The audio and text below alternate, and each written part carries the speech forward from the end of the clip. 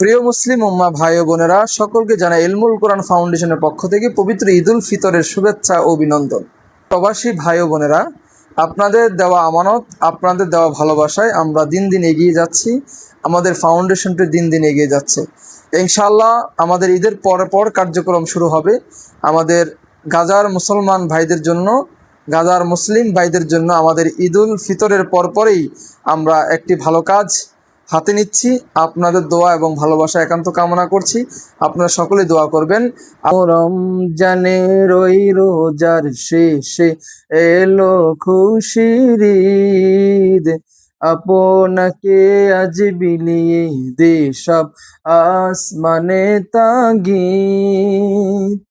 আজ পড়বি ঈদের নামাজ রে মন, সেই ঈদগাহে। আজ পড়বি ঈদের নামাজ রে মন, সেই ঈদগাহে।